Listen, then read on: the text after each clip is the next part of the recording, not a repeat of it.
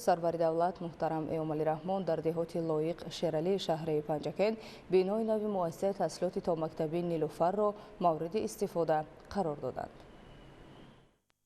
11 ایول президент جمهوری تاجیکستان پیشوای ملت محترم ایومالی رحمان در ادامه سفر کاری به ولایت سوخت به شهر پنجکند تشریف آوردند. نخست سرور دولت محترم ایومالی رحمان در دهات لایق شیرالی شهر پنجکند بینای نو مؤسسه تحصیلات تا مکتبی نیلوفر را مورد استفاده قرار دادند. مؤسسه نوبنیاد سه‌آشیانه بوده برای به تربیت تا مکتبی فرا گرفتن 300 کودک بنیاد شده است. انشاءات مذکور در زمینه دستور و سپارش‌های پرزیدنت کشور محترم ایومالی رحمان وابسته به فراگیری بیشتر کودکان به تحصیلات تا مکتبی بنیاد گردیده دارای امکانیت‌های خوب تعلیم و تربیه میباشد.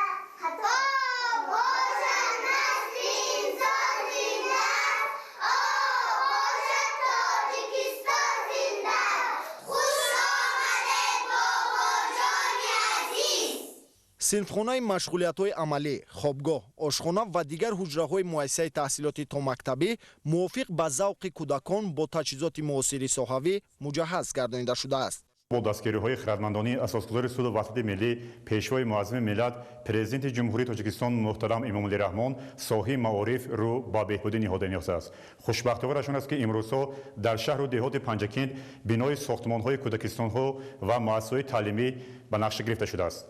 در حدود شهر پنجکند 138 مؤسسه تعلیمی کار و فعالیت می‌کنند که با آنها 4800 نفر آموزگاران، اختیار عمومی خوانندگان 72638 نفر را تشکیل می‌دهند. بخشیده به جشن 35 سالگی استقلالیت دولتی جمهوری تاجیکستان در حدود شهر پنجکند ساختمان بناهای مؤسسه تا مکتبی طریق حشر اینچنین با دستگیری مقامات اجرایی محلی حاکم دولتی شهر پنجکند و ولایت سوخت اینچنین بناهای صنفخانه‌های علاوگی و ساختمان بناهای مؤسسه‌های تعلیمی ادامه دارد. بخشیده به 35 سالگی استقلالیت دولتی جمهوری تاجیکستان با اشتراک پیشوای معظم در شهر باستانی پنجکند در جمع دهات لایق شیرالی دهه نوآباد کودکستان کشاده به استفاده داده شد. بنای ساختمان هم به طریق حشر اینچنین با دستگیری مقامات اجرایی محلی حاکم دولتی شهر پنجکند ساخته به استفاده داده شد. معارفچیان شهر و دهات پنجکند شعار پیشوای معظم ملت را سرمشق کار خود دانستند. چه خیلی که میگویند آبادی ما، پیشروی ما تنها و تنها به خود ما وابسته است. افتتاح مؤسسه تحصیلات تا مکتبی نیلوفر در دایره آمادگی‌ها به جشن 35 سالگی استقلالیت دولتی تحفه خوب دانسته شد و ساکنان شهر پنجکند صمیمیت و منتداری خاص خود را به سرور دولت محترم ایومالی رحمان بیان نمودند. ما ساکنان این روستا این دیها خیلی شاد و ممنونیم که کودکستانی که با اسم نیلوفر برای تربیت نسل نورس آماده شده است از صمیم دل منتداری بیان میکنیم. در اینجا فرزندان نبیرهان ابیرهای ما تربیت می‌یابند که باید به وطن به تاجیکستان عزیز خود ما خدمت عادلانه کنند. منتداری تمام ساکنان این دیه را به پیشوای ملت جناب عالی پرزیدنت جمهوری تاجیکستان میرسانیم که به ما کودکستان خیلی زیبای و منقش را در یک مدت کوتاه ساخته به استفاده دادند. راهبر دولت محترم ایومالی رحمان ضمن شناسایی با شرایط مؤسسه به صفت کارهای ساختمانی و تشکیل فضای مساعد تعلیم بهای بلند داده برای در روحیه وطندوستی و خویشتن‌شناسی تربیت نمودن فرزندان به مسئولین دستور و سپارش‌ها دادند.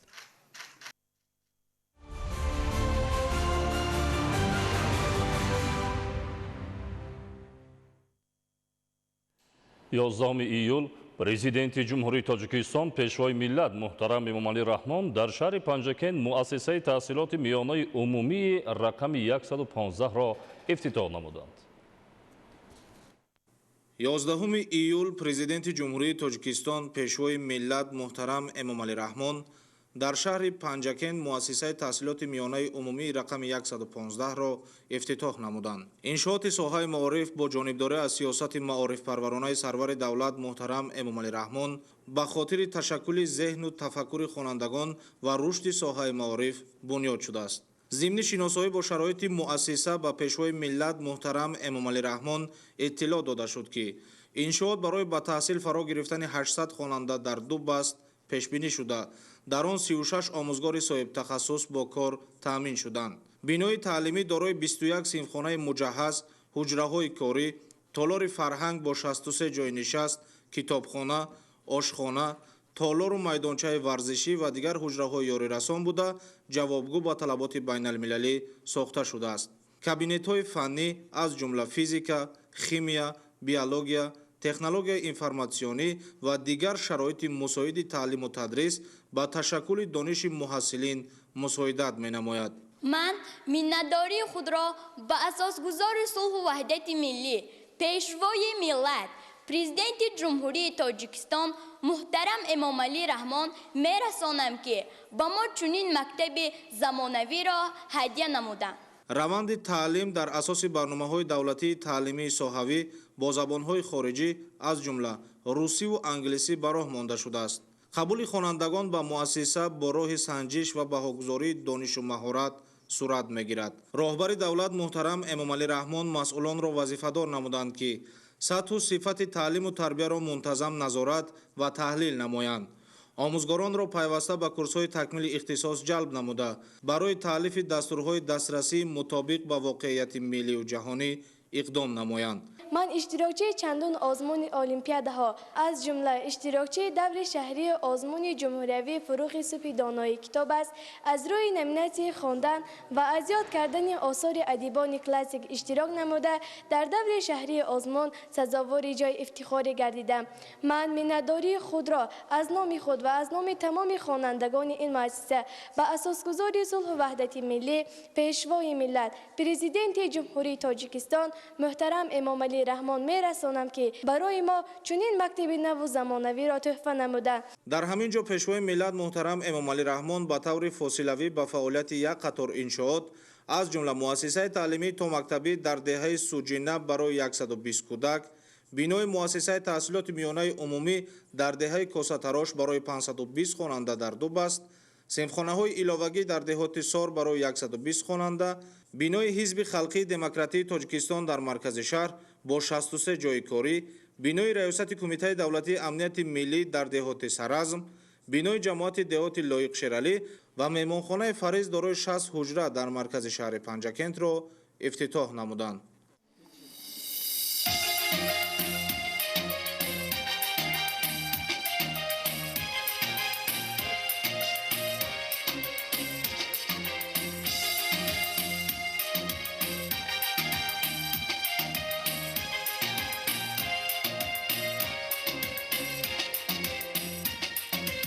از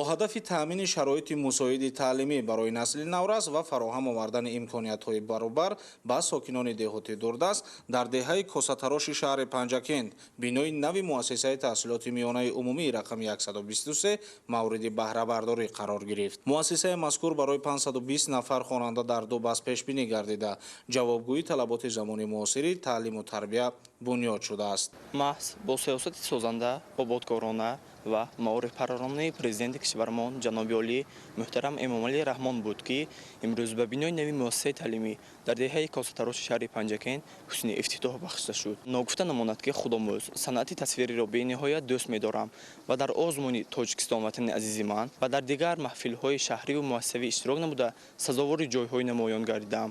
мо ҷавонон ба пешвои муаззам ва маҳбуба мо миннатдорӣ баён намуда ҷавобан ба он кас ваъда медиҳем ки муассисаи таълимиро бо бои хубу аъло хатм карда бо сайқал додани донишмалакаи худ дар донишгоҳҳои олии кишвар мутахассиси хуб шуда ба халқи ватан ва миллати худ содиқона хизмат менамоем. хусусияти муҳим ва ибратбахши ин иншооти таълимӣ дар он зоҳир мегардад ки бунёди он бо иқдоми муштараки аҳолӣ, саҳмгузории саховатмандон ва дастгирии мақомоти маҳаллӣ дар доираи ҳашари умумӣ халқӣ анҷом ёфтааст. дар раванди корҳои сохтмонӣ сокинон бо эҳсоси баланди ватандӯстӣ, меҳанпарастӣ ва ҳисси масъулият иштирок намуда саҳми хешро дар рушди соҳаи маориф ва таъмини ояндаи дурахшони насли наврас гузоштанд. сокинони ҷамоати деҳоти косатароши шаҳри Панҷакенти вилояти Суғд сиёсати маорифпарваронаи пешвои муаззами миллат президенти ҷумҳурии Тоҷикистон муҳтарам Эмомалӣ Раҳмонро дастгирӣ намуда имрӯз тариқи ҳашари дастаҷамъона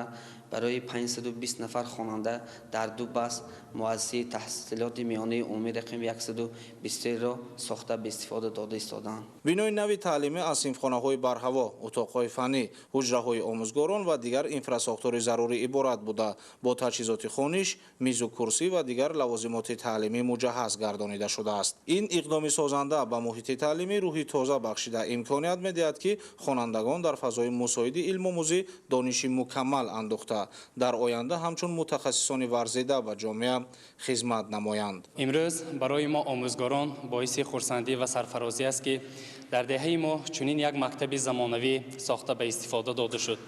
муассисаи мо дуошёна буда бо ҳама гуна кабинетҳои фанӣ барои омӯхтани фанҳои дақиқ, химия, биология, физика, технологияи иттилоотӣ ва аз ҷумла барои омӯхтани забонҳои русиву англисӣ шароити хуб фароҳам оварда шудааст. мо омӯзгорон миннатдории худамонро ба асосгузори сулҳу ваҳдати миллӣ, пешвои муаззами миллат муҳтарам Эмомалӣ Раҳмон мерасонем ки нисбат ба соҳаи маориф хело ҳам диққати махсус медиҳанд. ҷавобан ба ин ғамхориҳои пешвои муаззами миллат мо омӯзгорон кӯшиш менамоем ки насли наврасро дар рӯҳияи ватандӯстӣ, хештаншиносӣ тарбия намуда оянда шогирдони худро парчамбардор ва номбардори Тоҷикистони азизамон мегардонем. бунёди муассисаи нави таълимӣ дар деҳаи косатарош намунаи равшани ҳамкории созандаи ҷомеа ва давлат буда бозгӯи он аст ки бо иродаи устувор ва талоши дастаҷамъона метавон мушкилотро паси сар намуда дар самти рушду ободии ватан саҳм гузошт.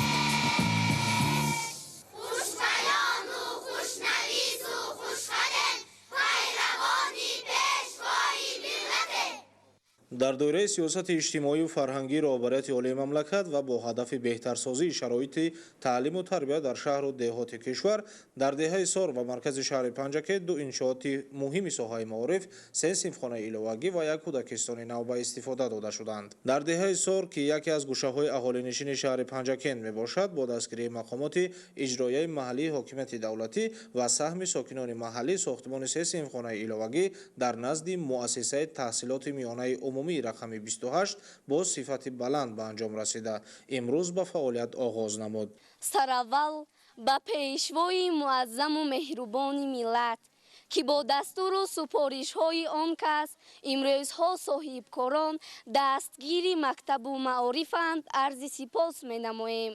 Бо дастури ҷаноби олӣ бунёди синфхонаҳои иловагӣ туҳфаи арзанда дар арафаи ҷашни 35-солагии истиқлоли давлати ҷумҳурии Тоҷикистон ҳисоб меёбад. Имрӯз мо хонандагон беҳаду канор хурсандем, зеро бунёди синфхонаҳои иловагӣ имконият дод, ки мо дигар барои таҳсил роҳи дуру дарозро тай нанамоем.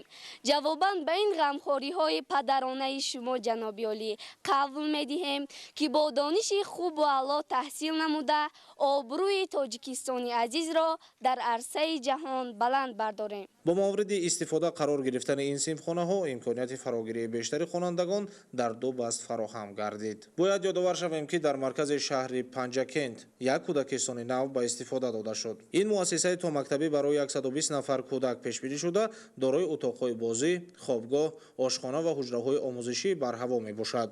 Кӯдакистон бо лавозимоти замонавӣ аз ҷумла бозичаҳо, воситаҳои омӯзишии интерактивӣ ва таҷҳизоти ошхонаю тиббӣ муҷаҳҳаз гардидааст. Ифтитоҳи ин кӯдакистон имконият фароҳам меорад, ки садҳо кӯдаки синни томактабӣ дар муҳити солиму бехатар тарбия гирифта, бо омӯзиши ибтидоӣ омодаи вуруд ба зинаи таҳсилоти миёна шаванд. Аз тарафи дигар, он ба падару модарон шароити беҳтари кору фаъолият фароҳам меорад.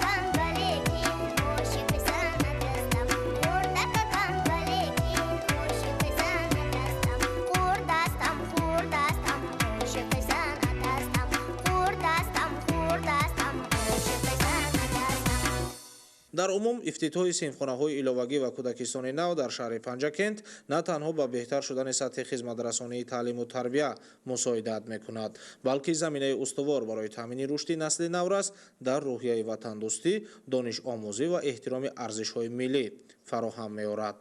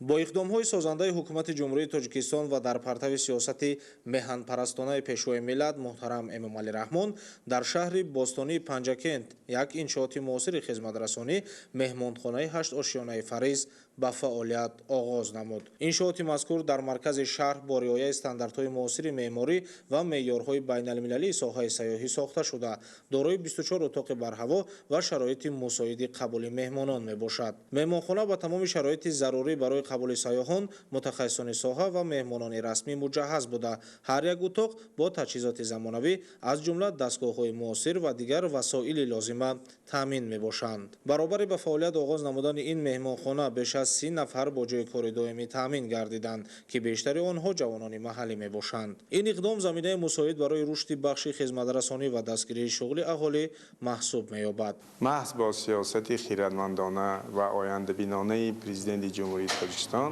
پیشوای ملت محترم امامعلی رحمان و با دستگیری های حکومت جمهوری تاجیکستان امروز در مرکز شهر پنجکند بینای نوی زمانوی عبارت از 8 آشیانه و 24 حجره خدمترسانی برای سیاحان با نام فریز را به استفاده داده. محض در دوره صاحب استقلالی امکانات های صاحب کارانی وطنی برای سهم گذاشتن در رشد اینفراساختار سیاحی و مهمانخانه سازی فراهم آورده شد. شخصا منتداری خود را برای پیشوای محبوب ملت محترم امامعلی رحمان میرسانم که نسبت صاحبکاران دید و توجه خاص ظاهر می‌نمایند. طبق معلومات مسئولین در مهمانخانه اینچنین حجره‌های مخصوص برای برگزاری چرابینی‌های سطح بلند، نشست‌های کاری و خدمت‌رسانی‌های ایلاوگی از جمله طربخانه، نقطه قبول مهمانان، میدانچه ورزشی و مرکز اطلاعاتی فعالیت می‌کند. افتتاح چنین انشاءات باز یک قدم استوار در تطبیق سیاست پیشوای ملت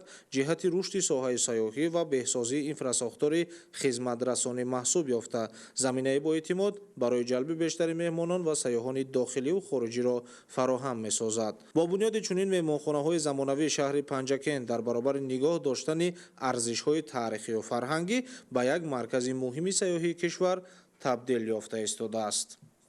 در پرتو دستور و هدایت‌های پیوسته پرزیدنت جمهوری تاجیکستان پیشوای ملت رئیس حزب خلقی دموکراتیک تاجیکستان محترم امامعلی رحمان بهر تحکیم فعالیت ساختارهای حزبی و فراهم ساختن شرایط ارزنده برای کار و تشکیل چرابینی‌های سیاسی در مرکز شهر بستانی پنجکند بینای نو و زمانوی کمیته اجرایی حزب خلقی دموکراتیک تاجیکستان به استفاده داده شد. بینای نو با طرح معاصر معماری و جوابگو به طلبات زمان استقلال دولتی بنیاد گردیده فعالیت کارمندان و فعالان حزبی را در سطح کسبی و شایسته تامین می‌نماید. در داخل بنا اتاق‌های کاری مجهز، تالار مجلسی برای برگزاری جلسه و همایش‌ها، کتابخانه و مرکز اطلاعاتی جای داده شده با لوازمات تکنیکی معاصر تامین گردیدند. ساختمان چنین مرکزهای سیاسی در منطقه ها از جمله در شهر پنجکند دلیل روشن جانا گردیدن حیات سیاسی و تشکل افکار ملی در زمینه ارزش‌های استقلال و خودشناسی ملی میباشد. حزب خلقی دموکراتیک تاجیکستان همچون نیروی پیشبرنده سیاست دولتی در تحکیم صلح و ثبات، وحدت ملی و رشد استوار جامعه نقش مؤثر دارد. واقعا هم بنیادی چنین بینایی نو زمانوی باعث سرفرازی و روحبلندی ما بوده. ما حزبیان شهر بستانی پنجکند جواباً به غمخوری‌های پیشوای معظم محبوب ملت رئیس معظم حزب خلقی دموکراتیک تاجیکستان محترم امامعلی رحمان منبر نیز کوشش به خرج می‌دهیم که برای باز هم بالا رفتن آبرو و نفوذ حزب در جامعه ترغیب و تشویق هدف‌های سازنده و بنیادکارانه حزب خلقی دموکراتیک تاجیکستان عملی نمودن طلبات و برنامه‌های آیین‌نامه و برنامه حزب قرار و برنامه‌های حکومت جمهوری تاجیکستان سهم ارزنده خود را گذاریم که باعث شکرگزاری است که در این بینای با خوش‌طرح و زمانوی 65 نفر با کار دائمی جلب کرده می‌شوند. افتتاح بینای نوی حزب در شهر پنجکند در شرایط رشد با سرعت اینفراساختور و گسترش فعالیت سازندگی صورت گرفته. زمینه نوی مستحکم تشکیلی و سیاسی برای تحکیم رابطه با مردم، خاصه جوانان و زنان فعال فراهم آورده شده است. حزب дар марҳилаи имрӯза ба сифати нерӯи муҳим ва такягоҳи сиёсати давлат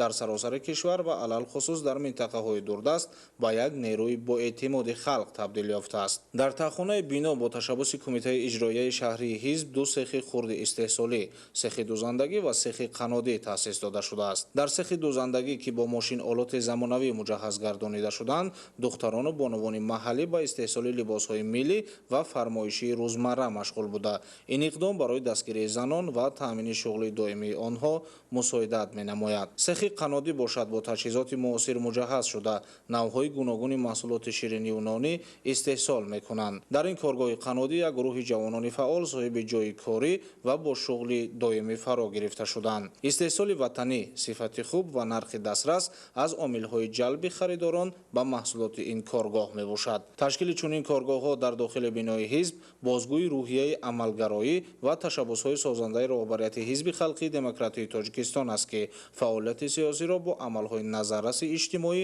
пайванд месозанд. ифтитоҳи чунин биноҳои ҳизбӣ хидматест барои таҳкими минбаъдаи робитаи мақомоти давлатӣ бо ҷомеа. бо ташаббусу дастгириҳои пайвастаи президенти ҷумҳурии Тоҷикистон, пешвои миллат муҳтарам Эмомалӣ Раҳмон бахшида ба рушди зерсохторҳои соҳаҳои муҳими давлатӣ дар ҷамоати деҳоти саразми шаҳри Панҷакент бинои наву замонавии раёсати кумитаи давлатии амнияти миллӣ мавриди баҳрабардорӣ қарор дода шуд. иншооти мазкур бо истифода аз усулҳои муосири меъморӣ ва ҷавобгӯ ба талаботи замони муосир сохта шуда, аз муҳити кории созгор, шароити техникии баланд ва инфрасохтори мутобиқ ба мақсад иборат мебошад. ифтитоҳи чунин бинои махсус ва муҳими давлатӣ дар баробари таҳким бахшидани низоми ҳифзи амнияти миллӣ ҳамзамон ҷиҳати боло бурдани сатҳи касбияти кормандон ва иҷрои босамари вазифаҳои хизматӣ заминаи устувор мегузорад. бо мақсади таъмини кормандон бо шароити муносиби устувори зист дар ошёнаҳои болои бино чандин хонаҳои истиқоматии хизматӣ барои кормандони мақомоти амният сохта ба истифода дода шудааст. ҳуҷраҳо бо тамоми шароити зарурӣ ва таҷҳизоти рӯзгор таъмин гардида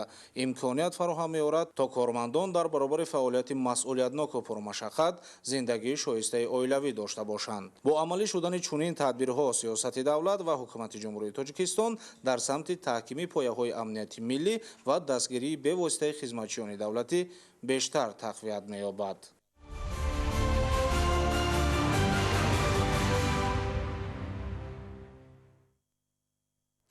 11 июл президенти ҷумҳурии Тоҷикистон пешвои миллат муҳтарам Эмомалӣ Раҳмон дар деҳоти лоиқ Шералии шаҳри Панҷакент бо бардоштани парда аз рӯи лавҳаи рамзӣ беморхонаи минтақавиро ифтитоҳ намуданд.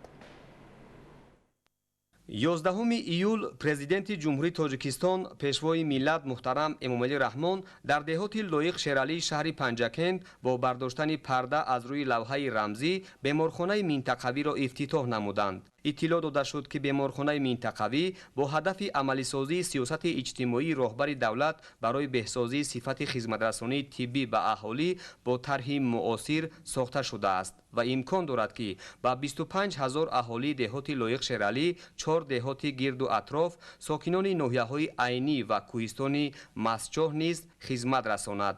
миннатдории кормандон соҳаи тандурустии шаҳри деҳоти Панҷакентро ба пешвои муаззами миллат ба роҳбари олии кишвар мерасонам, ки чунки ҳамасола дар ҷумҳурии Тоҷикистон тамоми соҳаҳо рушд карда истоданд, аз ҷумла соҳаи тандурустӣ рушд карда истодааст. сохтмони иншоот бо дастгирии мақомоти иҷроияи ҳокимияти давлатии вилояти Суғд 3 сол қабл оғоз гардида, дар ҷараёни корҳои бунёди ин иншоот 200 сокини маҳаллӣ ба кор ҷалб шуда буданд. бино аз 3 ошёна ва таҳхона иборат буда шӯъбаҳои бемориҳои амрози дарунӣ, ҷарроҳӣ, асабшиносӣ, таваллудхона, касалиҳои кӯдакона, озмоишгоҳ ва дигар ҳуҷраҳои ташхисию табобатии он бо 100 кати хоб ва дастгоҳу таҷҳизоти ҳозиразамон таъмин мебошад. ضمن شناسایی با امکانات موجوده بینای نوساخت، پرزیدنت کشور محترم امامعلی رحمان به صفت کارهای اجرا شده بهای بلند داده مسئولان را دایر به تامین با صفت سطح خدمترسانی طبی به اهالی و تربیت جوانان صاحب اختصاص و با تجربه وظیفه‌دار نمودند. بیمارخانه ما در یک بینای یک آشیانه ساخت سالهای 38 جایگیر شده که عموما شرایطی به مردم خدمترسانی نداشت.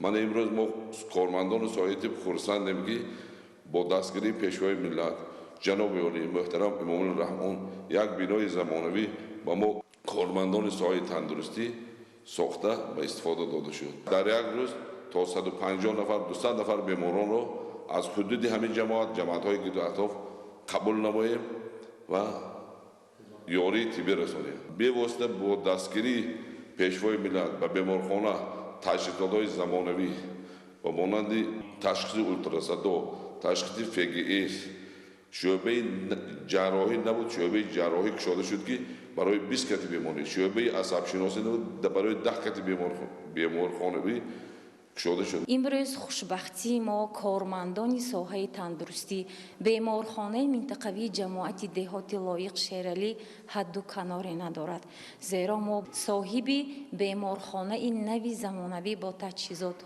حاضر زمان گردیدیم. بنیادی دکخانه و پیوست نمودن بینا با سیستم گرمیدهی امکان فراهم می‌سازد که خدمترسانی در دوره تیرماه و زمستان به بیماران به مشکلی صورت گیرد. پس از شناسایی با شرایط بیمارخانه، پرزیدنت کشور محترم امامعلی رحمان همزمان طریق فاصلوی 5 انشاءات نوی تندرستی را افتتاح نمودند. فیلیال مؤسسه دولتی مرکز استماتولوژی در مرکز شهر پنجکند، 3 مرکز سلامتی در دهه‌های رواد، کوهدامن، شورناوه و بینای ایلوگی برای بیماران مؤسسه دولتی بیمارخانه پوست و زهروی در دهاتی به نام لایق شیرالی، همه این به استقبال جشن 35 سالگی استقلال دولتی با سهم ساکنان و صاحبکاران، دستگیری وزارت تندرستی و حفظ اجتماعی اهالی جمهوری تاجیکستان و مقامات اجرایی حاکمیت دولتی شهر پنجکند بنیاد شده است که دارای شرایط خوبی خدمترسانی میباشند.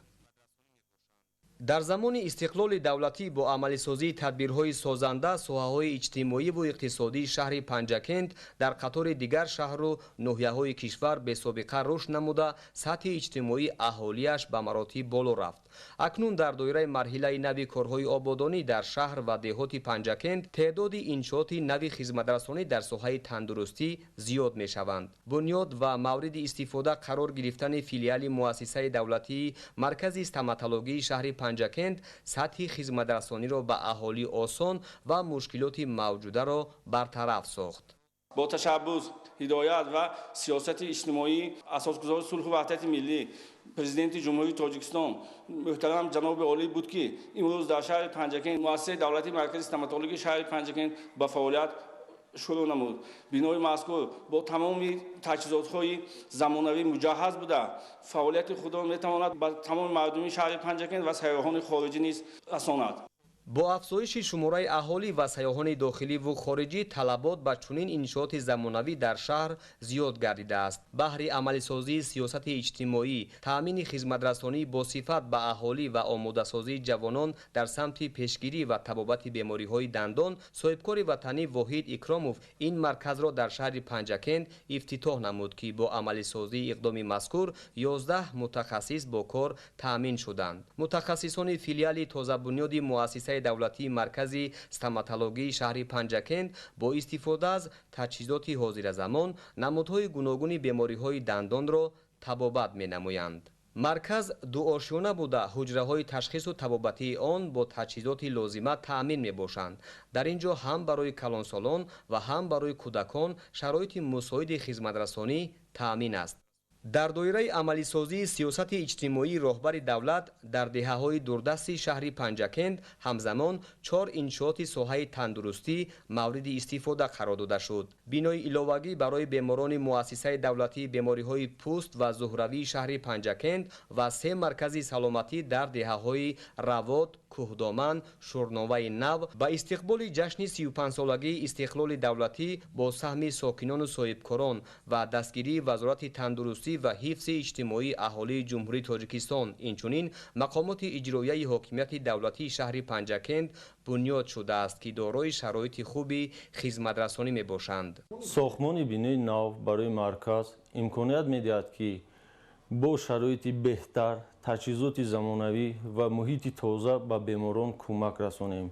در بینای ایلوگی مؤسسه دولتی بیمارخانه پوست و زهروی برای بیماران شرایط خوبی طبابت فراهم آورده شده است. бинои навсохти иловагӣ як ошёна буда аз 4 ҳуҷраи хоб иборат аст. Бо истифода аз шароити мавҷуда мутахассисони муассисаи давлатии беморхонаи Пӯст ва Зуҳравии шаҳри Панҷакент метавонанд ба сокинони ноҳияи Айнӣ ва кӯҳистони Мастчо хизмат расонанд. ҳоло муассисаи мазкур барои қабули беморон 60 кати хоб дорад ки ҳамаи он дорои шароити хуби хизматрасонӣ аст. бунёду навсозии 3 маркази саломатӣ дар деҳаҳои дурдасти шаҳри Панҷакент мушкилоти аҳолиро бартараф ва сатҳи хизматрасонии тиббиро беҳтар гардонид. маркази саломатии деҳаи Равот бо дастгирии ҳукумати кишвар ва шарикони рушд сохта шуда дар он 12 мутахассис кор мекунанд. дар ин ҷо барои расонидани кӯмаки аввалияи тиббӣ ба аҳолӣ ҳуҷраҳои корӣ ва табобатӣ бунёд шудааст ва мутахассисон минбаъд метавонанд бо истифода аз шароити мусоид ба аҳолии деҳаи Равот хизматрасонии тиббиро беҳтару хубтар анҷом диҳанд. این منطقه به 8 قشلاق ما خدمت میکنیم. 5 دکتر معلومات والدار است، زیاده از 20 معلومات میاندار هست. در خدمت مردم تمام شرایط مرکز به مهیا. дар ин рӯз сокинони деҳаҳои кӯҳдоманд ва шӯрноваи нави шаҳри Панҷакент соҳиби биноҳои нави маркази саломатӣ гардиданд. пас аз ифтитоҳи ҳарду иншоот 11 мутахассиси деҳаи кӯҳдоманд ва шӯрноваи нав бо кор таъмин шуданд. марказҳои саломатӣ дорои ҳуҷраҳои таваллуд, бақайдгирӣ, хоб, хатна, иммунизатсия ва дигар ҳуҷраҳои ёрирасон буда таъмини чунин шароити мусоид имкон фароҳам месозад ки хизматрасонии тиббӣ ба аҳолӣ беҳтару хубтар ба роҳ монда шавад. бинои маркази саломатии кӯҳдоманд ва бунгоҳи саломатии шӯрнова бо дастгирии ҳукумати кишвар саҳми соҳибкорону сокинон сохта шудааст. тибқи маълумот дар соли 2024 дар деҳот ва маркази шаҳри Панҷакент бо дастгирии вазорати тандурустӣ ва ҳифзи иҷтимоии аҳолии ҷумҳурии Тоҷикистон мақомоти иҷроияи ҳокимияти давлатии шаҳри Панҷакент 12 маркази саломатӣ ва бунгоҳи тиббӣ бунёду мавриди истифода қарор дода шудааст ва ҳоло корҳои сохтмонӣ дар 10 иншооти дигар идома дорад. бо дастгирӣ ва иқдому ташаббусҳои президенти кишвар муҳтарам Эмомалӣ Раҳмон тадбирҳои ободонӣ дар ҳамаи самтҳо вусъат дода мешавад ки ҳадафи асосӣ таъмини боз ҳам зиндагии шоиста барои мардум мебошад.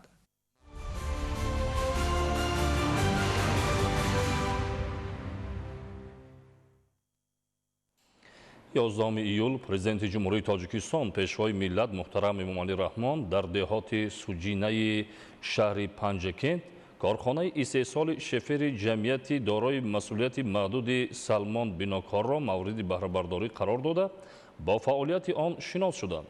дар ин корхона 30 сокини маҳаллӣ бо ҷои кори доимӣ таъмин гардиданд. гузориши Зоиршоҳи Тағоимурод. 11 июл президенти ҷумҳурии Тоҷикистон пешвои миллат муҳтарам Эмомалӣ Раҳмон дар деҳоти Суҷинаи шаҳри Панҷакент корхонаи истеҳсоли шифери ҷамъияти дорои масъулияти маҳдуди Салмон Бинокорро мавриди баҳрабардорӣ қарор дода бо фаъолияти он шинос шуданд. ба сарвари давлат муҳтарам Эмомалӣ Раҳмон иттилоъ дода шуд ки иншоот ба истиқболи ҷашни 35-солагии истиқлоли давлатӣ аз ҷониби соҳибкори ватанӣ Баҳодур Насриддинзода сохта шуда дар он 30 сокини маҳаллӣ соҳиби ҷойи кори доимӣ гардидааст. шифери истеҳсолгардидаи корхонаи Салмон Бинокор сифати баланд дошта дар гармӣ ва сардӣ тобовар мебошад ва барои солҳои зиёд истифода намудани он кафолат дода мешавад. дар ин ҷо раванди қабул ва омехтакунии ашёи хом тавассути дастгоҳҳои махсус сурат гирифта пас аз ин дар хатти дигари технологӣ корҳои қолабмонӣ ва омодасозии маҳсулоти тайёр анҷом дода мешавад. ҳамин тариқ коргарону мутахассисон имкон доранд ки тавассути технологияи муосир дар як шабонарӯз аз 4000 то 4500 шифер истеҳсол намуда пешкаши мизоҷон гардонанд.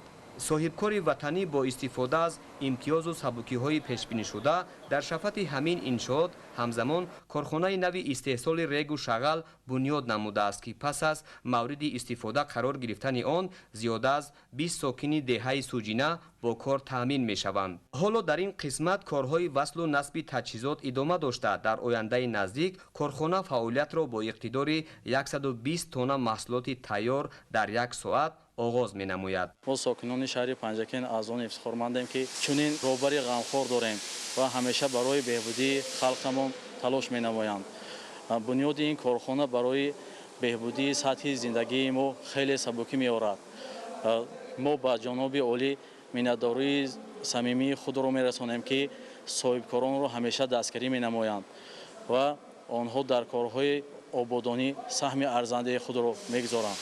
президенти кишвар муҳтарам эмомалӣ раҳмон дар ҳамин ҷо корхонаи коркарди регу шағал ва истеҳсоли маҳсулоти бетонии ҷамъияти дорои масъулияти маҳдуди чинорсой, корхонаи оҳакбарорӣ ҷамъияти дорои масъулияти маҳдуди корхонаи муштараки зарафшон, коргоҳи пойафзол, пули мошингузари деҳаи қумоқ бо дарозии 48 метр, системаи обтаъминкунии шаҳри Панҷакент, шабакаи оби нӯшокии деҳоти Саразм ва хатти оби полезӣ дар деҳоти Лоиқ Шералиро фосилавӣ ифтитоҳ намуданд. дар ҳамин ҷо пешвои миллат муҳтарам эмомалӣ раҳмон ҳамзамон аз намоиши маҳсулоти корхонаҳои саноатии шаҳри Панҷакент дидан намуданд.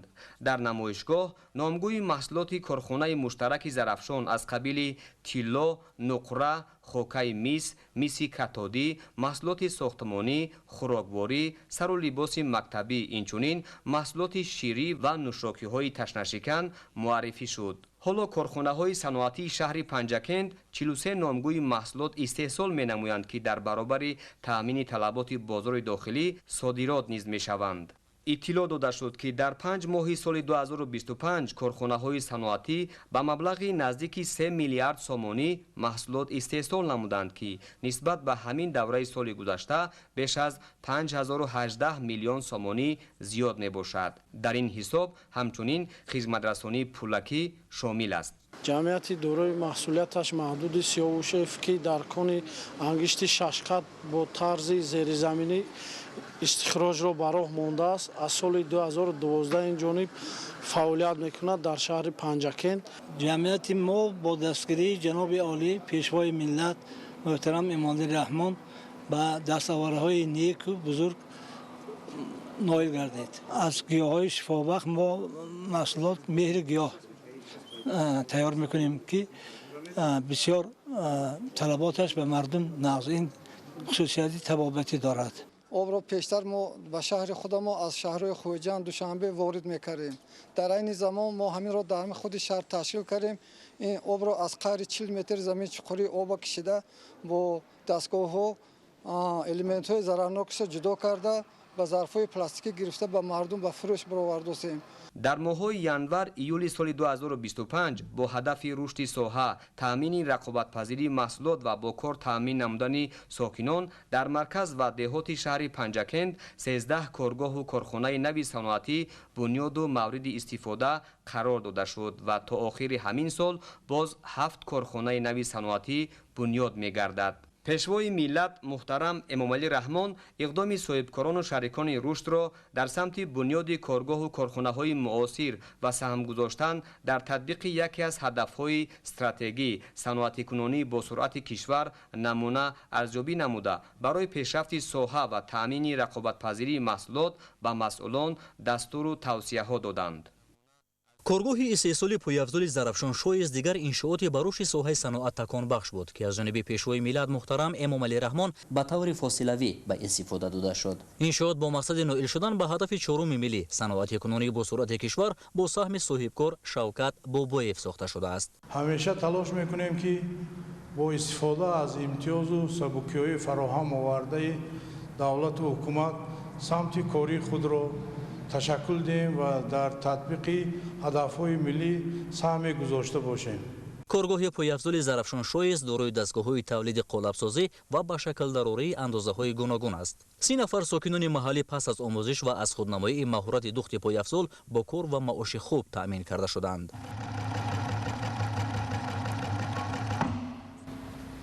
ман Бобо Калонова Гулрух зани хонашин будам. вақте ки соҳибкори ватаниямон ин корхонаро таъсис намудам, ба ин коргоҳ омадем. кам кам ҳунари дӯзандагӣ доштам, масалан либос ҳамахи чизои вай медӯхтам.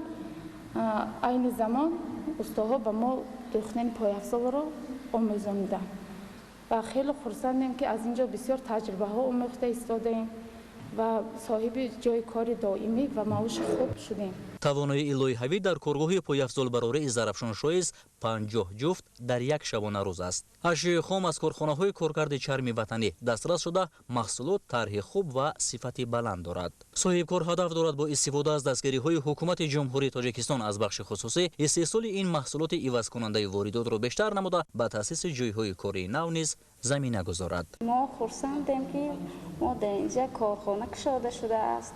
اینجا کار کردیم. کارش هم معقول شد، ما به راهش هم نزدیک بودیم. فراهم آوردن شرایط مساعد برای تشکل دانش و زبان آموزی نورسان در شهر پنجکند با سهم و توجه صاحبکاران تأمین می‌گردد. این توجه بازگوی جانبداری از سیاست معارف پرورانه رهبر دولت محترم امامعلی رحمان بوده کمالات نسل خرد در روحیه سالم را زمینه می‌گذارد. مرکز آموزش زبان‌های خارجی که در آشیانه دوم کارگاه پایافزال زرافشان شویز افتتاح شد، امکانی با آموزش فرا گرفتن 70 نفر را در شرایط مساعد به میان آورد. آموزش کودکان و نورسان در مجموع هر خواهشمند از جانب آموزگاران صاحب تخصص به راه مانده شده است.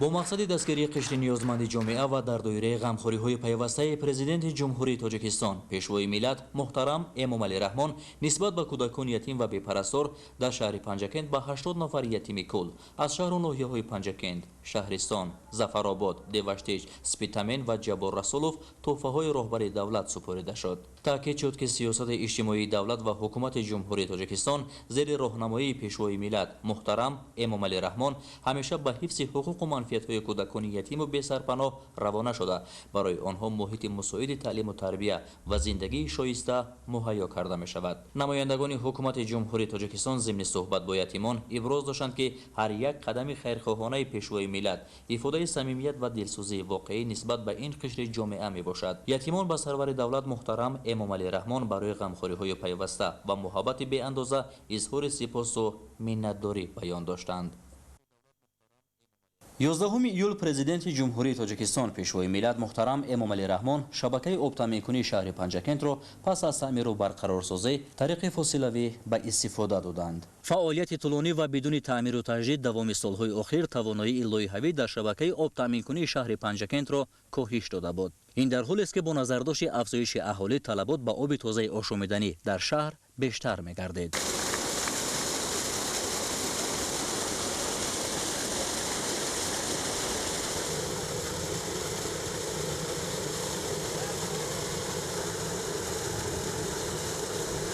از این لحاظ در اساس سفارش حکومت جمهوری تاجیکستان وابسته به تأمین ساکنان با آب تازه لایحه برقرارسازی شبکه آبرسانی شهر پنجکند پیشنهاد و تطبیق کرده شد. لایحه از نوسازی برقرارسازی سیستم تأمینات آب نوشابه شهر پنجکند با دستگیری حکومت جمهوری تاجیکستان با دستگیری به واسطه رهبریت عالی کشور جناب عالی محترم امامعلی رحمان راه اندازی شده است. تأمینات آب نوشابه در شهر پنجکند از 26000 تا 32000 رسید. کارهای ساختمانی و برقرارسازی انشاءات با دستگیری حکومت جمهوری تاجیکستان و سهم بانک جهانی تجدید و رشد اجرا شده مبلغ آن 4,600,000 یورو را تشکیل می‌نماید. از همین 2 میلیون یورو این قرض و 2,600,000 این همچون گرانت پیشنهاد شده است. وصل است به 6 عدد نسازهای برارش دوم و پرمکنه چوهای عمودی در اساس خلاصه مهندسان با رعایت معیار و طلبات اجرا کرده شده است. درازی قبورهای آبگذر نزدیک به 40,000 متر و استحصال آب در یک ساعت 1800 متر مکعب را تشکیل می نماید.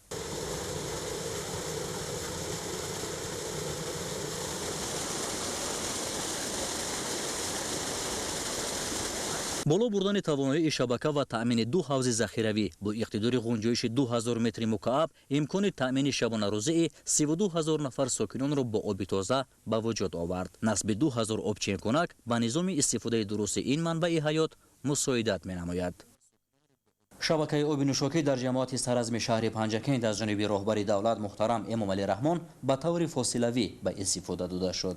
انشاءات با دستگیری حکومت جمهوری تاجیکستان و جلب شریکان رشد ساخته شده مشکل نورسایی آب در دهه باستاندهی جماعت سرازم را پورا برطرف نمود. با تشبث پرزیدنت جمهوری تاجیکستان جناب عالی محترم امامعلی رحمان در چارچوب سازشنامه همکاری بین ҳукумати ҷумҳурии тоҷикистон ва иттиҳоди аврупо барои 715 хонаводаи деҳаи бостондеҳи ҷамоати деҳоти Саразм оби нӯшокӣ бехатар ба хонавода гузаронида шуда. Ин ташаббус ба ҳадафи стратегии рушди ҷумҳурии тоҷикистон, алалхусус ба стратегияи миллии оби ҷумҳурии тоҷикистон то давраи 2040 ва инчунин ҳадафҳои рушди устувор, ҳадафи оби тоза ва санитария саҳми худро мегузорад. хати оби нӯшокӣ аз масофаи 2504 метр тавассути қубурҳои дорои қутри 110 мм оварда шуда дар обанбор ки ғунҷоиши 150 метри мукаабро дорад,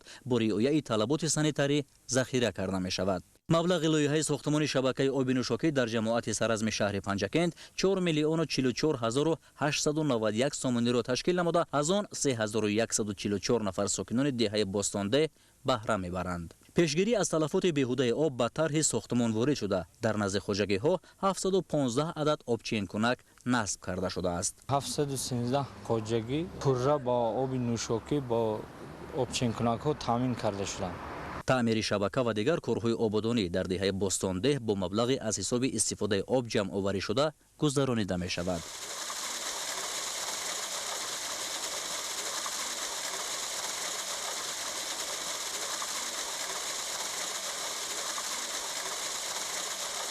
дар ҳамин рӯз пешвои миллат муҳтарам Эмомалӣ Раҳмон хати обёрии заминҳои обёришавандаи ҷамоати деҳоти Лоиқ Шералиро фосилавӣ ифтитоҳ намуданд.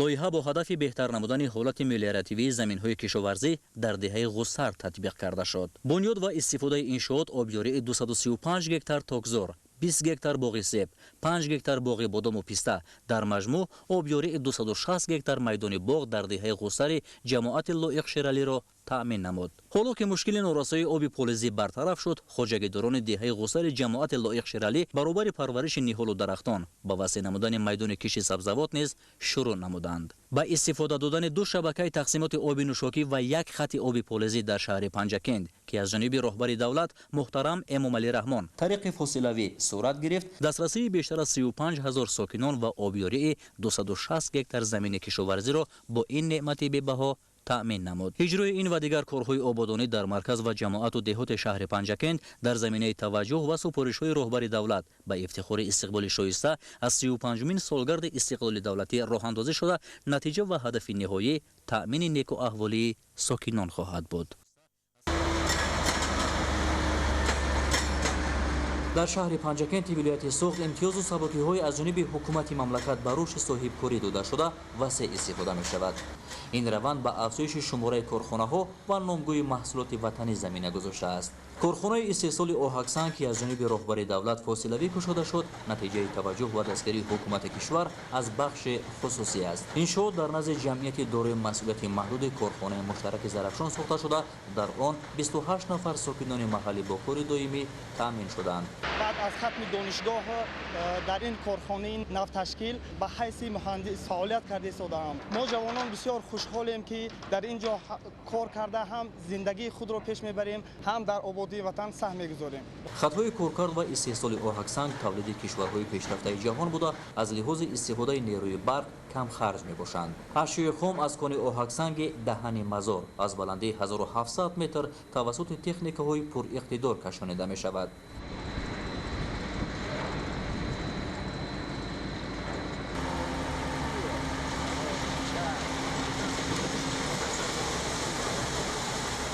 иқтидори шабонарӯзаи корхона 200 тонна маҳсулот буда, санҷиш ва таҳлилҳои соҳавӣ захираи оҳаксанг дар кони даҳани мазорро барои 14 сол муайян кардааст. маҳсулоти ниҳоӣ дар корхонаи муштараки Зарафшон барои нигаҳдории техникии коргоҳи металлургии мис ва фабрикаҳои 1 ва 2 холискории тилло истифода мешавад. пешвои миллат дар яке аз баромадҳои хеш гуфта буданд ки маҳз корхонаи муштараки Зарафшон калиди дӯстии Тоҷикистону Чин ба ҳисоб меравад ва имрӯзҳо бошад корхонаи муштараки Зарафшон фаъолияти хешро дар самти истеҳсоли тилло, нуқра, мис, оҳак ба роҳ мондааст. оҳаке ки дар коргоҳи оҳакбарории корхонаи муштараки Зарафшон истеҳсол шуда истодааст, дар фабрикаи میزگدازی کارخانه مشترک زرافشان که ما با اشتراک به واسطه پیشوای ملت ماه ایولی سال 2023 میگویم با استفاده داشته شدگی بود در همه جا استفاده برده می شود. اوهاکسنگ تا این جانب از کشورهای خارج خریداری شده خراجات سالانه آن بیشتر از 60 میلیون سومانی را تشکیل می نمود. 5 کارخانه صنعتی که سنه 11 ایول از جانب رهبر دولت محترم امامعلی رحمان در شهر پنجکند گشوده شد با تامین 120 نفر ساکن محلی با کار و زندگی شایسته زمینه فراهم آورد.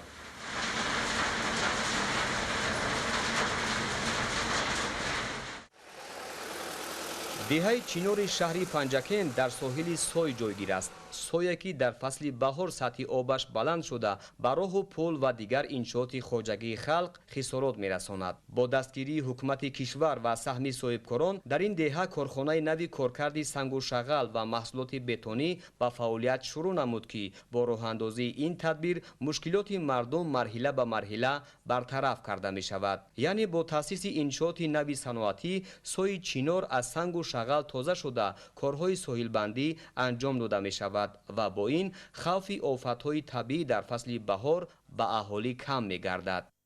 اشیاء خام را از سوی سیروی که در نزدیکی کارخانه‌مون موجود میباشد گرفته کارکرد نموده برای استحصالات و استفاده بریم و در نوبت خود هم احتیاجات خود را که اشیاء خام برای استحصال محصولات بتونی لازم هست از این سوی میگیریم. هم سوی را تازه نموده مردم را از آمدن سیل و هر گونه آفت‌های طبیعی امین می‌داریم. مینت‌داری خودمان را با اساسگزار صلح و وحدت ملی پیشوای معظم ملتمان جناب عالی محترم امامعلی رحمان می‌رسانم که با صاحبکاران با کادرهای جوان اینقدر دستگیری کرده شدند و ما نیز در نوبت خود با جناب عالی وعده می‌دهیم که در سال‌های آینده باز از این هم کارخانه‌های صنعتی بزرگ ساخته مردم را با جای کار تامین می‌نماییم. اگر یکی از هدف‌های اساسی تأسیس کارخانه نو تازه نمودن سوی چینور از سنگ و شغل و بهبودی بخشیدن سطح زندگی ساکنان باشد، هدف دیگر تأمین انشاءات تعینات گوناگون ساخته شونده با محصولات بتونی و قم و شغل به شمار می‌رود.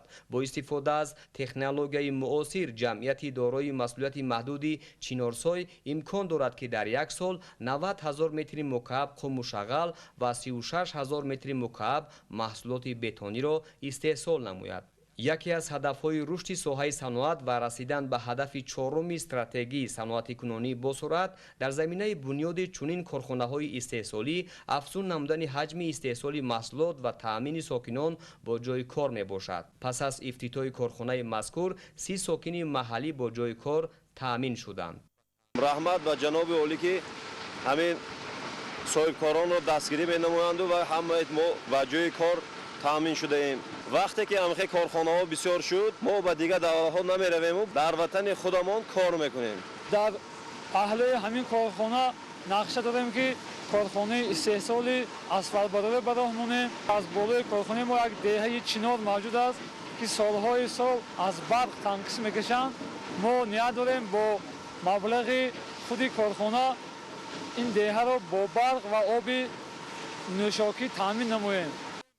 کارخانه کارکرد قم و شغل و استحصال محصولات بتونی در دایره فضای مساعد صاحبکاری و سرمایه‌گذاری از جانب صاحبکار وطنی افتخار یزدانزاده با خرج زیاده از 8 میلیون سومانی ساخته شده است. در کارخانه تازه بنیاد توسط 5 خط تکنولوژی اشیاء خام به نمودها جدا گردیده محصولات تیار طریق ماشین‌های بارکش به محل ساختمان انتقال داده می شود.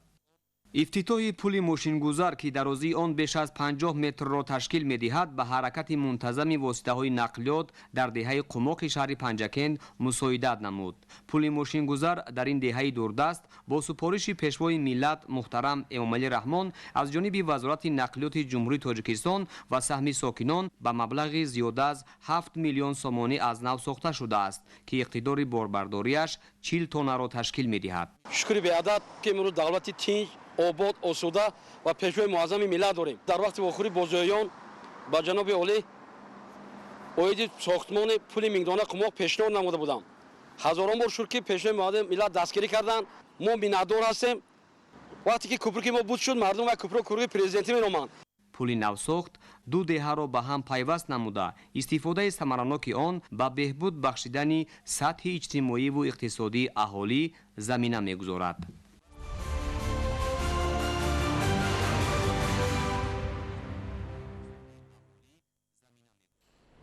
11 ایول پرزیدنت جمهوری تاجیکستان پیشوای ملت محترم امومالی رحمان با مقصد شناسایی با فعالیت گرمخانه ماغیان اگرو به دهات خلیفه حسنی شهر پنجکند تشریف آوردند. گزارش قربانزاده. 11 ایول پرزیدنت جمهوری تاجیکستان پیشوای ملت محترم امومالی رحمان با مقصد شناسایی با فعالیت گرمخانه ماغیان اگرو به دهات خلیفه حسنی شهر پنجکند تشریف آوردند. گرمخانه در زمینه راهنمایی‌های سرور دولت محترم امومالی رحمان از جانب صاحبکار مرادقول یوسفوف بنیاد شده از لحاظ اصول کشت، پرورش، به دست آوردن حاصل فراوان و تامین قناعت بازار استعمالی نمونه خوبی استفاده زمین است. با اهل عائله‌ام و فرزندانم که در صاحبکاری مشغول باشم اقدام گرفتیم که یک گرمخانه زمانوی بنیاد نماییم. در گرمخانه ما حاضر 7 تا 8 نمودی زراعت پرورش یافته شده است. ما محصولات تر و تازه به دست آورده ایستادیم و بازاری شهر و دهات پنجکند را تامین نموده ایستادیم. با فرزندانم ما اقدام گرفته ایستادیم که در آینده ما با حدود همین گرمخانه‌های زمانی که ما ساختیم حدود همین زیادتر کنیم و مردم خدمت ما زیادتر رسد، جای کاری از جمله بسیارتر می شود. مساحت گرمخانه 1 هکتار را تشکیل نموده در آن پمیدور و قلمفور بلغاری، قلفینی، لیمو، گلکرم، بودرین و دیگر نوع سبزوات با شکل معاصر کشت و پرورش کرده می شود. خطهای تکنولوژی طرح کره جنوبی و استحصال کشور چین بوده آبیاری سبزوات با اصول قطرگی صورت می گیرد. این روند با کاهش تا 4 مرتبه طلبات به آب فلزی از حالتهای پیشینه تفاوت می کند. ما برادران گرمخانه را با راهبری پدرم بنیاد نمودیم. این گرمخانه در 4 فصل سال فعالیت می نماید. خیلی خوشحالم که با بنیاد این گرمخانه هم در تأسیس جای کاری نو و هم در تامین بازار استعمالی با سبزوات تر و تازه کمی هم باشد سهم خود را گذاریم. اگرتکنیک کشت و پرورش سبزوات از جانب 23 ساکن محلی مطابق به طلبات صورت میگیرد. با دست آوردن تا 50 تن محصولات در یک سال تجربه اهل زحمت را در ساحه کشاورزی بازگو می نماید. ما بعد از همین گرمخانه ساخته به استفاده دادن من یک نگاه هم به بازارهای و دیگر شد، به بازارهای شهر و دهات پنجکند دیگر شد. حس کردم که در بازارهای شهر و دهات پنجکند سبزوات تر و تازه به نهایت نقش شد. 80% ما همین مردم با سبزوات تر و تازه در فصل زمستان تامین نمود. وقتی که من تلویزیون رو میدیدم که جناب عالی دیگر منطقه و همین خیلی گرمخانه کشوده میکردن، من آرزو میکردم که پنجکندم یک تا کشوده شود که من کار کنم. میگفتم عیناً منم بودرینگ به دروشمه میدارم، فکر و خیال همین بودرینگ به میشد کو جدی همه چیز فراموش شد. کار دوست داشتم تعیین شدم. من شکرانه دولت میکنم.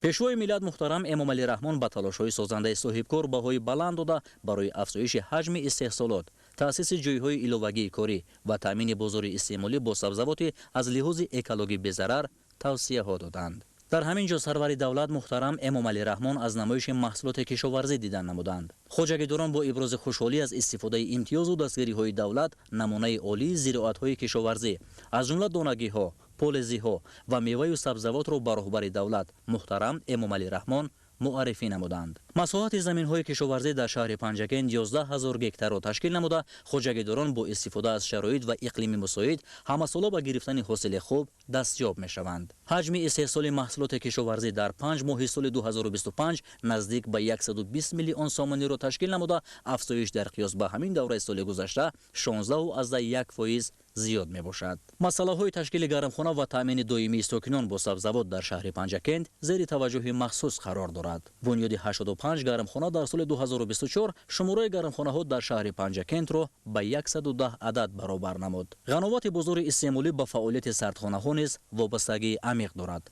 در 27 سردخانه شهر پنجکند امکان نگهداری 5386 تن میوه و سبزوات موجود است. میدان باغ و تگذار 3439 هکتار را تشکیل نموده این نشان داد در حال افزایش قرار دارد. 19 پایگاه آبکشی در شهر پنجکند برای وسیع نمودن میدان باغ‌ها و در مجموع بر رشد ساحه کشاورزی خدمت می‌نماید.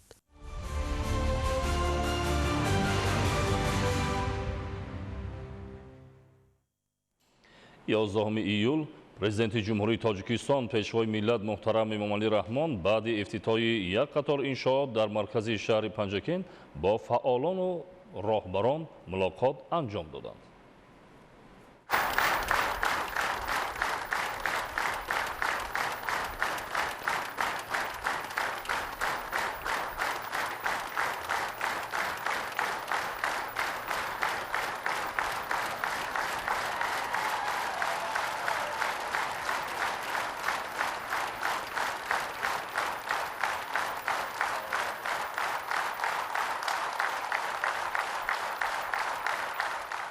هموطنان عزیز، پیش از همه میخواستم با مردم صاحب معرفت شهر باستانی پنجکند برای استقبال گرم و صمیمی اظهار سپاس نمایم.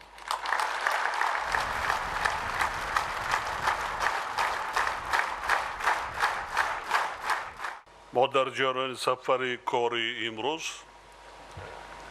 خوب مشاهده کردیم که ساکنان وطن دوست پنجکند باستانی از جمله صاحبکاران با حس بلند ملی و در شرایط آرام و آسوده مملکت به خاطر آباد و زیبا گردانیدن دیار خود خیلی زحمت کشیدند و سعی و تلاش زیاد کردند. شهر پنجکند از جمله قدیمترین شهرهای تاجیکان بوده، هم از لحاظ مساحت و هم با شماره اهالی یکی از کلانترین شهرهای کشور به حساب می رود. در طول هزار ساله ها پنجکند در مسیر راهی بزرگ ابریشم مقام نمایان داشت در رواج مناسبت‌های سیاسی و اقتصادی، تجارتی و اجتماعی و فرهنگی مردمان سرزمین‌های همجوار سهم بسیار ارزشمند گذاشته است. شهر باستانی سرعظم که با تاریخ زیاده از 5,500 ساله مرکز تمدن شهرسازی، هنرمندی و کشاورزی تاجیکان به شمار می رود، در حدود این دیار جایگیر شده است. پنجکند همچنین زادگاه سردفتر ادبیات کلاسیکی تاجیک و فارس سلطان شعر عجم استاد ابو عبدالله رودکی و صدها شاعران و دانشمندان نامدار به مانند لایق شیرعلی می باشد. می خواهم با قناعتمندی اظهار نمایم که در نتیجه زحمت و تلاش‌های وطن دوستانه ساکنان و غمخواری و دستگیری‌های دائمی حکومت مملکت در زمان صاحب استقلالی سیمای شهر پنجکند حالا کلاً دیگرگون شده است. در جریان سفر کاری امروزه ما در شهر ده‌ها انشاءات نوبنیاد اجتماعی و استحصالی افتتاح گردیدند. از جمله بنای بیمارخانه منطقوی دهه غوثر دهات لایق شیرعلی برای 120 کت به استفاده داده شد. همچنین مؤسسه تحصیلات میانه عمومی واقع در دهه باغچه دهات شینگ برای 1000 خواننده و مؤسسه تحصیلات تا مکتبی در دهه نوآباد دهات لایق شیرعلی برای 300 کودک به فعالیت آغاز نمود. من میnnatdori خود را به همه صاحبکاران و شخصان سخاوت پیشه بیشترش که با جمع خودی شهروندان همین ده ها بنیاد شده است یک جهان تشکر و صمیمیت خود را بیان می‌کنم.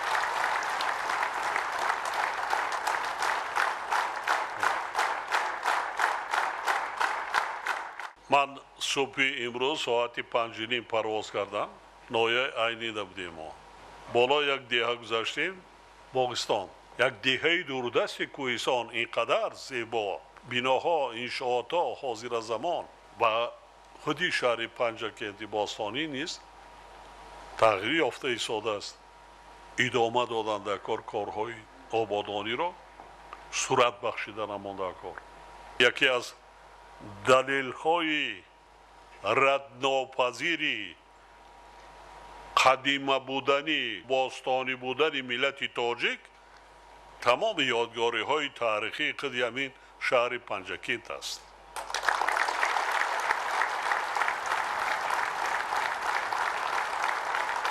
саразмро ман 5,500 нагзоштам. ин қарори яке аз созмонҳои бонуфузи байналмилалии ЮНЕСКО аст. олимони қариб тамоми дунё дар кофтуковҳои археологӣ иштирок карданд ва онҳо чанд соли дигар дар худи қароргоҳи ЮНЕСКО баҳсу мунозиро омӯзиш карданд ва ба хулоса омаданд ки таърихи ин шаҳри қадима ҳамин қадар сол аст. яъне қарор қабул карданд ки ҳамин қадар таърих дорад. яъне ин қадима будани миллати тоҷикро дорад.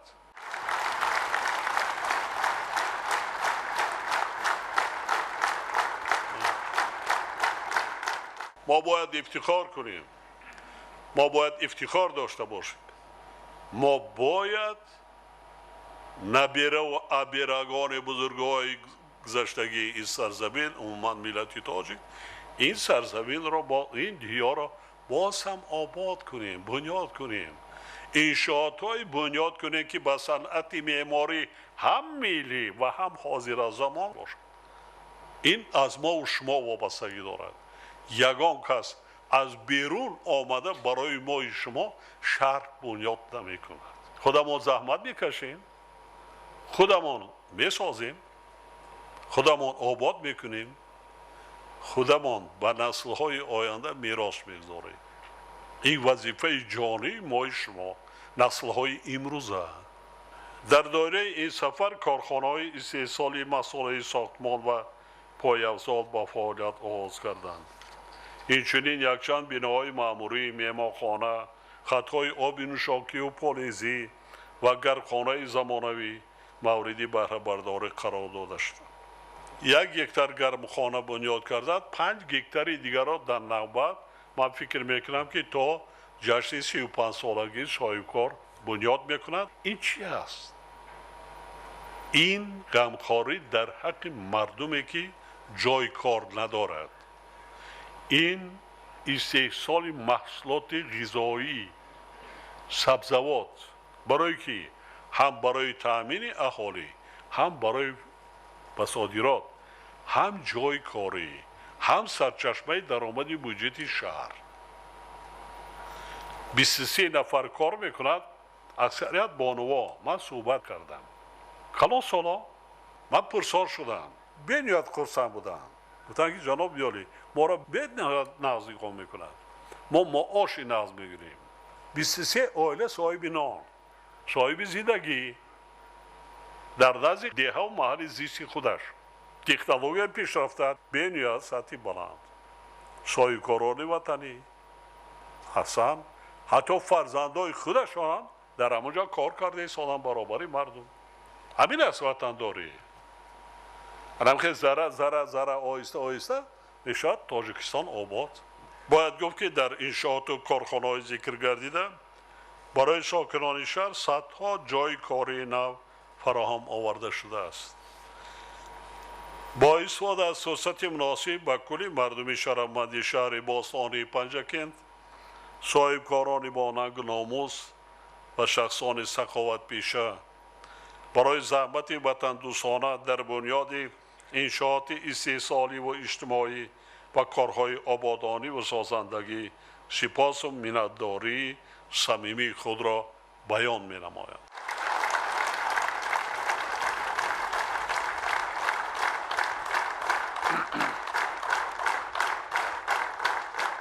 ба истиқболи 35-солагии истиқлоли давлатӣ то 1 июли соли ҷорӣ дар ҳудуди шаҳр 760 иншооту биноҳои таъиноти истеҳсоливу иҷтимоӣ бунёду аз навсозӣ гардиданд ки ин нишондиҳанда пеш аз ҳама беш аз 77% иҷрои нақшаро ташкил медиҳад.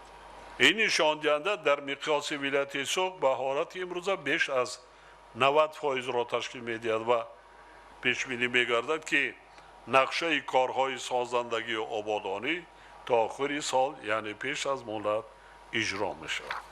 در شهر پنجکند به استقبال جشن استقلال تا امروز 47 کارخانه و کارگاه صنعتی، 36 انشاءات تندرستی، 59 انشاءات معارف، 9 انشاءات فرهنگ، 32 میدانچه ورزش، 8 بینای معموری، 21 انشاءات سیاحی و مهمانخانه، 117 انشاءات سودا و خدمت‌رسانی، 92 کیلومتر راه، 37 پل، 14 بینای استقامتی بلند آشانه و 321 انشاءات دیگر ساخته و استفاده داده شده است.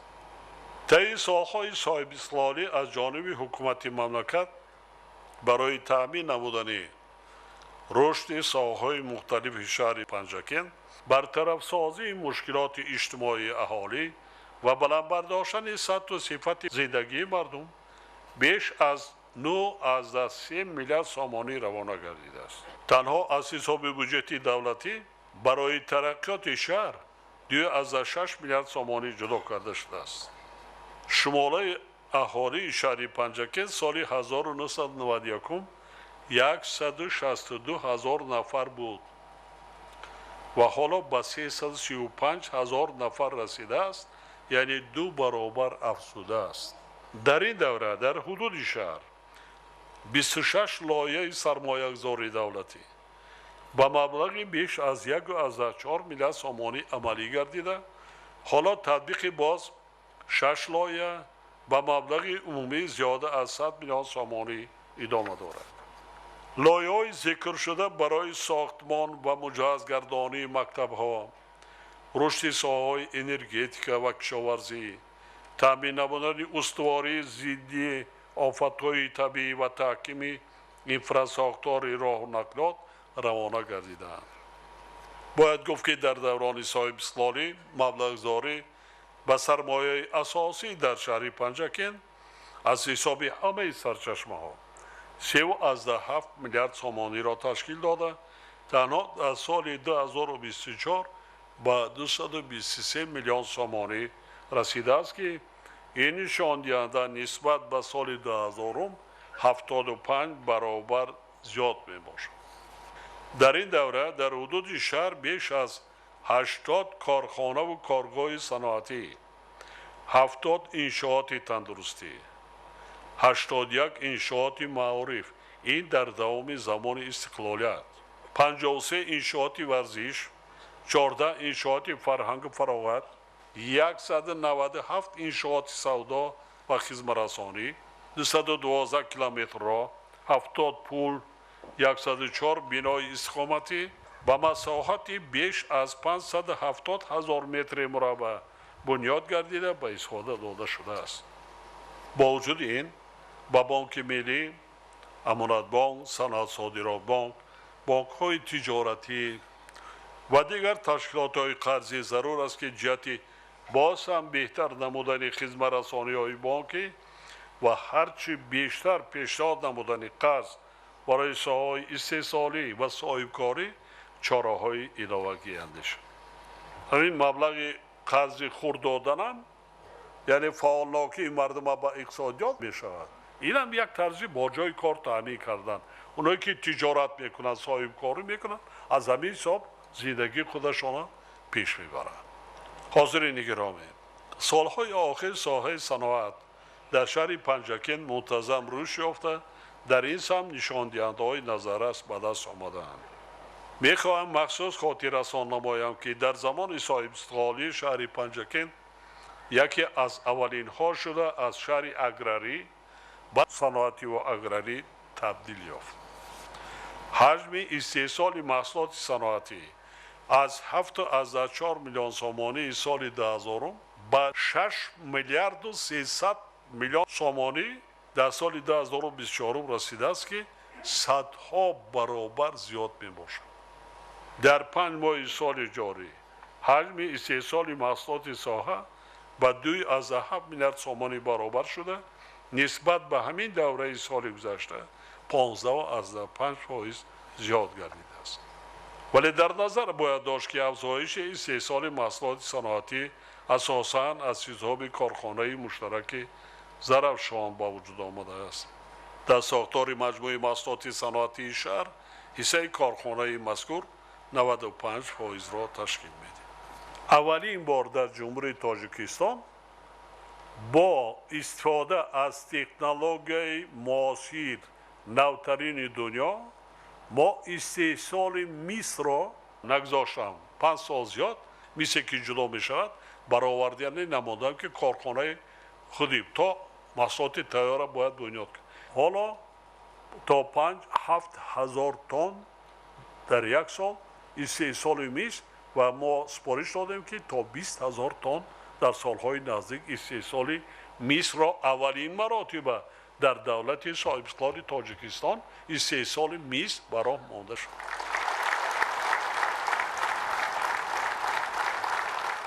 дар ҳудуди шаҳри Панҷакен конҳои тило, нуқра, симоб, сурма, қалъагӣ, волфрам, флюорид, фосфорит, ангишсанг ва санги мармар дар маҷмӯъ 328 кони маъдан мавҷуданд ки барои рушди шаҳр аҳамияти калони иқтисодӣ дорад.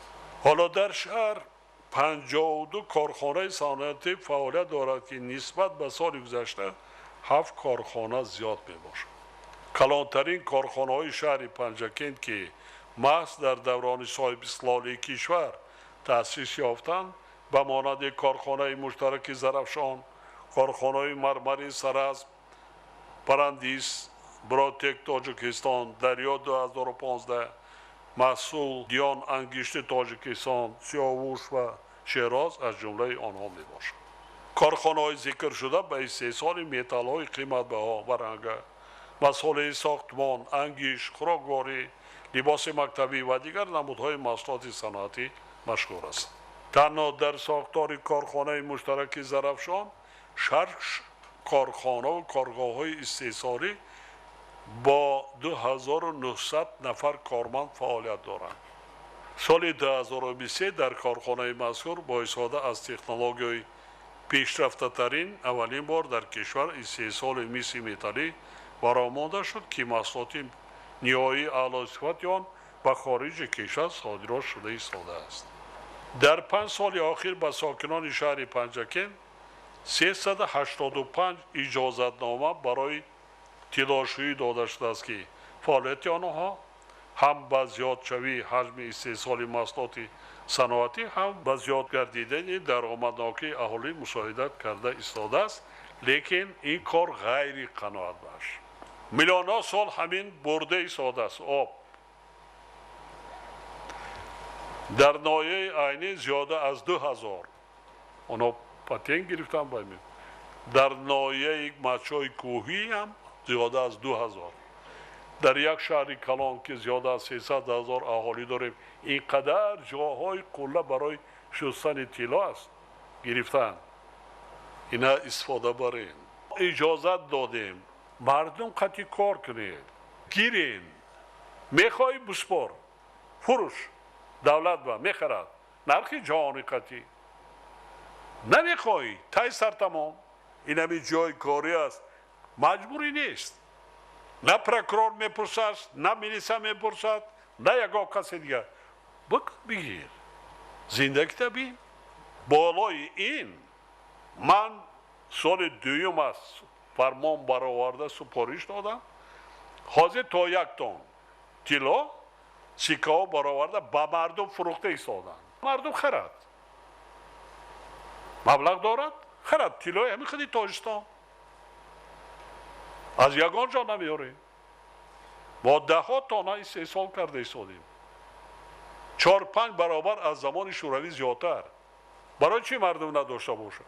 дар болои зар ҳастему, неки ҳамина самаранок ба манфиати худамон истифода бурда ҳоло ҳам ёд нагирифтем. ина кардан мо дар кор аст. барои худатон падари ман омӯзишгоҳи касби техникӣ мехонам, як дарёи вахш буд. ҳозирам як обанвори норак. қишлоқҳои калон буд дар онҷо. замин дошт, замини калон буд. хонаи хоҳараш бурду, баъд гуфт ки писарам, ана ҳамин дайрора дидӣ? ана ҳамин ҷада мо тилошӯӣ мекардем дар замонҳои қадим. меовардан бригад мекардан аз деҳа, оварда палатка мезананд, хайма ҳарчӣ. дар ҳамин ҷо шабрӯз кор мекардем, қум аз қум бо воситаи пӯстаки дигар тило мешӯрсем, ҳамин ҷо ов мекардем, мегуфт бригадир доштем, чанд қадаре ки мешин, баъд гирифта аз қати душанбе меовардан. аз душанбе куҷода меспордан, мефурӯхтанд, аз инҷа қанду карбосу дигар чӣ бурда, баъд мода тақсим мекардан. яъне аз дарёи вахш. аз дайрои зарафшона, чунки бинетон аксарият конҳои тилои мо, сангҳои қиматбаҳо дар кӯҳҳои зарафшон, дар як ноҳияи айнӣ. ноҳияи айнӣ имрӯз, ҳамин шабрӯз 40% маҳсулоти саноатӣ вилоятро мест. 40%. а вақти шӯравида вилояти суғ, вилояти ленободи собиқ 45%, 40% маҳсулоти саноатӣ мамлакатро медод. ҳоли як ноҳияи айнӣ 40%. яке аз ноҳияҳои бузургтарини саноатии мамлакат ноҳияи кӯҳистон, як ноҳияи яке кӯҳӣ, ноҳияи айнӣ ва аз субвенсия аввалин ноҳияе ки аз субвенсия берун шуд, баръакс бюджети давлата маблағ. хотир нишон месозам ки имкониятҳои истифоданашудаи шаҳр дар самти рушди соҳаи саноат, махсусан саноати коркард, ниҳоят зиёданд ки ҷиҳати истифодаи пурраи онҳо ташаббускорӣ ва қобилияти ташкилотчигӣ роҳбарону масъулони вилояти суд, шаҳри Панҷакент ва вазорати идораи соҳавӣ зарур мебошад. тило дорем, сангҳои қиматбо дорем, нақра дорем, ҳамаи металлҳои нодира дорем. лекин ин ҳамин қадар сол ман мардума муроҷиат мекунам, соҳибкоро, эй бародаро, гирен, биёрен технология, омӯзонен, дар шаҳру ноҳияҳо мардум дар хона хоб ҳастанд. албатта касби нозук аст, ҳамин ҷавоҳирот баровардан ҳама аз хориҷа меояд. ҳар сол 2 тонн, 3 тонн пул баромада мераванд, бисёраш бо фреб мекунанд. дар тоҷикистон кардан модако маҷбур кардам ки як корхонаи коркарди маҳсулоти ҷавоҳиротӣ дар шаҳри Душанбе бунёд кардан, аллакай дута, бо дутаи дигар бояд то 35 солагӣ ба истифода медиҳад. лекин дар шаҳрам кардан мумкин. соҳибкоро технология биёрен, тилоро мегирӣ, сангҳоро мехарӣ, пӯша мегирӣ, коргароро меомӯзонӣ, мебароро мефурӯшӣ. аз ҷумла таъсиси корхонаи коркарди ашёи хом, истеҳсоли хӯрокворӣ ва коргоҳҳои дузандагӣ метавонад ба рушди иқтисодии шаҳр мусоидат намояд. бинобар ин ба мақомоти иҷроии ҳокимияти давлати вилояти суғ ба шаҳри Панҷакент зарур аст ки якҷо бо вазорати саноат ва технологияҳои нав ва дигар вазорату идораҳои дахлдор доир ба рушди соҳаи саноат тавассути ҷалби сармояи мустақими ватаниву хориҷӣ тадбирҳои амалӣ андешад. дар ин раванд ба масъалаҳои ташкил намудани маҷмӯъаҳои истеҳсолӣ, бунёди корхонаҳои нави саноатӣ, ворид намудани технологияҳои инноватсионӣ, истеҳсоли маҳсулоти рақобатноки дорои арзиши баланди иловашуда ва зиёд намудани содироти он бояд эътибори аввалиндараҷа дода шавад. таи солҳои соҳибистиқлолӣ дар шаҳри Панҷакент бо дастгирии ҳукумати мамлакат дар доираи лоиҳаҳои сармоягузории давлатӣ хатти интиқоли барқи 220 киловаттаи айнии рӯдакӣ бо дарозии 95 километр ва зеристгоҳи рӯдакӣ бо иқтидори 220 киловатт дар маркази шаҳр ба маблағи муҳим 280 миллион сомонӣ сохта ба истифода дода шуд. дар ин давра дар ҳудуди шаҳр 2 нерӯгоҳи барқии обии хурд бо тавоноии 1000 киловатт, дар деҳаҳои Артуч ва Панҷруд 444 километр хатҳои интиқоли барқ, 425 нуқтаи трансформаторӣ و یک زیرایستگاه برقی 35 کیلووات بنیاد گردیده است. همچنین با مقصد جاری نمودن نظام بیلینگی، پس کردن تلفات و باز هم بهتر نمودن انتقال نیروی برق، لایحه برنامه رشد ساحه انرژتیک عملی گردیده ایستاده است. در دایره آن در مدت یک سال بیش از 18,000 حسابکنک‌های الکترونی، ناقل‌های برق به درازی 127 کیلومتر و 25 ترانسفورماتور نصب کرده شده، 5 زیرایستگاه با اقتدار 250-400 کیلووات بنیاد می‌گردد. دوستان عزیز، ما در مملکت غیر راغون ما 10 میلیارد سومانی خراجات کردیم با سیستم تجدید سیستم انرژتیکی مملکت. از شهر نایاد دهاتی مملکت، خطای برق، مرکزهای و پسانس‌های برقی، ترانسفورماتور، قریب 80% سیستم برقی مملکت را ما تجدید کردیم از نو. خطهای بلند شدت قریب پوره. حتی نیروگاه‌های قدیم را از آن جمله قدیمترین قیراقوم، فرزاب، بعدا نورک، سربند، همه همینا تجدید شده ایستادند. مبلغ‌های خیلی کلان. نیروگاه برقی آبی سربند گلاموی میگفتن وقتش لیوکانده پورا تجدید کرده شد با مبلغ قریب 140 میلیون به استفاده داده شد. اقتدارش قریب 40 مگاوات زیاد شد. ما این شب و روزها نیروگاه برقی آبی بزرگ نارک شروع کردگیم. 750 میلیون دلار می‌رد. غیر راغون. بنابراین وزارت انرژی و ذخیره آب، کمیته دولتی سرمایه‌گذاری و اداره اموال دولتی و اگنتی‌های اجرایی و تطبیق کننده لایحه را ضرور است که جهت سرعت بخشی کار در این سمت چاره‌های مشخص اندیشند.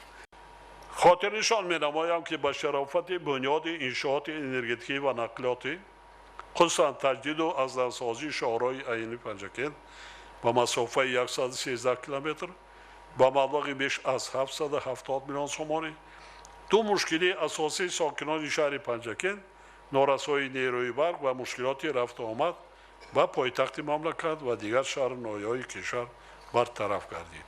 استحصال کنید کارتوشکا پروری درآمدی بین‌المللی زیاد دارد.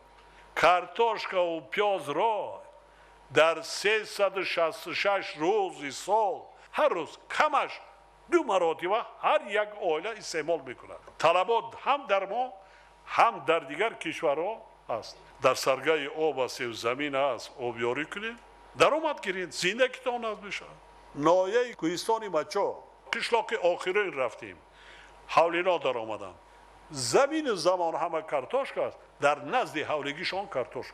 انا همین سال آبیاری کردن یک موضع، اونجا زمین هم نداره، همه کوه پرچه هم. زمین نو آبیاری کردن، مردم گرفته کارتوشک کشید. آدم ها میکوان کارتوشک مچوی کوهی گفته. دیگر کشورها هم در شما کارتوشک بالازد میشود.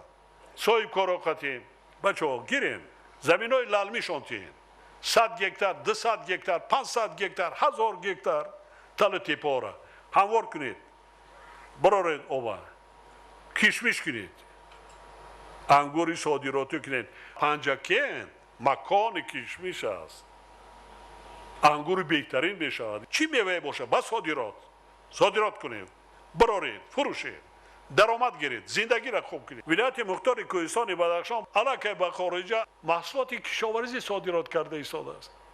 همین سفر در ولایت مختار کوهستان بدخشان 32 مؤسسه تا مکتبی به استفاده دادیم.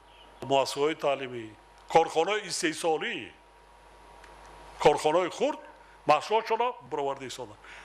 روغن انگت صادرات کرده است، روغن چهارمغز. همین خیلی شیشته انتظار نشوید که یک جای کس یک سایکار یا تکنولوژی میاره. نه، باید دائم در جستجو باشیم. چرا کرده نمیتونیم؟ مردم درآمد میگیرند. حاضرین ارجمند، قابل ذکر است که در ظرف بیش از 13 ساله گذشته در شهر استحصال غله‌دانگی ها 5 برابر، کارتوشکا 32 برابر، سبزوات 20، میوه 2 و گوشت 3 برابر زیاد گردیده است. استحصال محصولات کشاورزی در 5 ماه سال 2025 120 میلیون سومانی را تشکیل داده، نسبت به همین دوره سال گذشته 10.5% افزایش یافت. اقلیم شهر پنجکین برای رشد ساحه باغپروری بسیار مساعد میباشد. میوه را هم خشک کرده فروخته صادرات کرده ممکن، هم تر و تازه.